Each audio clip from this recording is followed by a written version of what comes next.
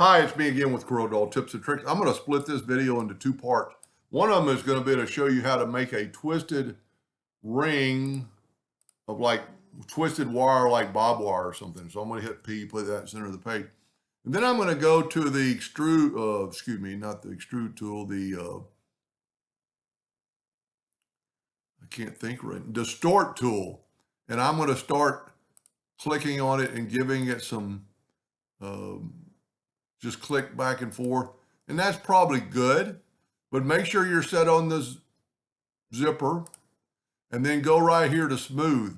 But it took some of them away. So we're gonna add some distortion and then maybe add some nodes.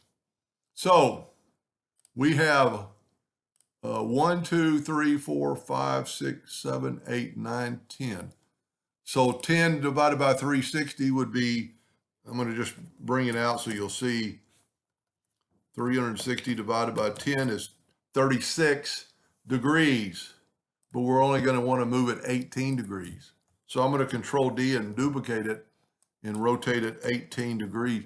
And that gives us, and then if we select them both and make them something other than a hairline, and let's make them a little bit thicker, and then make them black. Now they are a line, so we have to right click. Now I'm going to go ahead and select one of them. So that's how you would do it. But what we want to do, we want it twisted. So I'm going to make one of them blue. Whoop. I'm going to left click, and then I'm going to make the other one red. So I can probably knock this out in one video. I was thinking it was going to take more. So what we want to, you can see the blues on top. And we want it to look like it's twisted. So we're working the center of the page. I'm going to turn on my indexing line. I'm going to take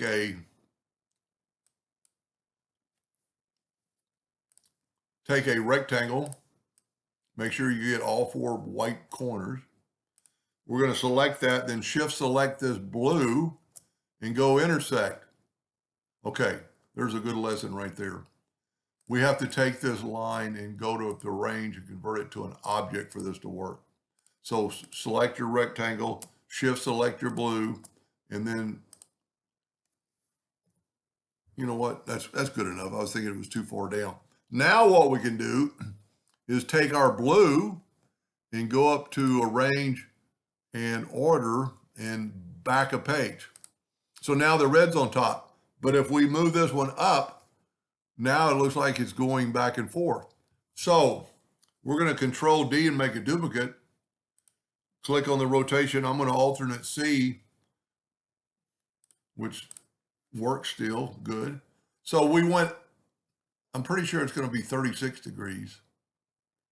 Yep. So just type in 36 degrees and then Control D. No, we got off a little bit. Control D. Let's make sure it's in the center. So we're going to go 72 degrees. Control D, Control D, Control D, Control D. Now, if you look at it closely, every other one is over, under, over, under. And that took no time whatsoever. So if you were going to do that with, say, bob wire, let's just kind of do it. Let's see what our nudge factor is. 8 inches. Let's make it like 20. And let's take our blues. Matter of fact, let's just take the red out of the way. And then we'll select all this. And let's make this black.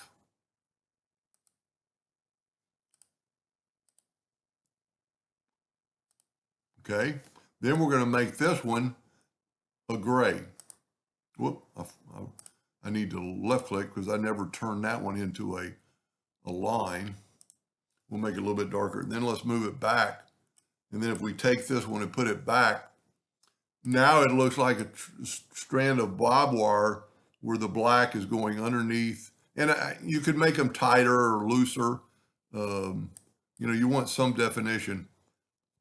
But that's a pretty cool way to do it, instead of taking a lot of time to cut lines, but just rotate it around. Anyway, I hope that helps somebody a little bit. Thank you for watching.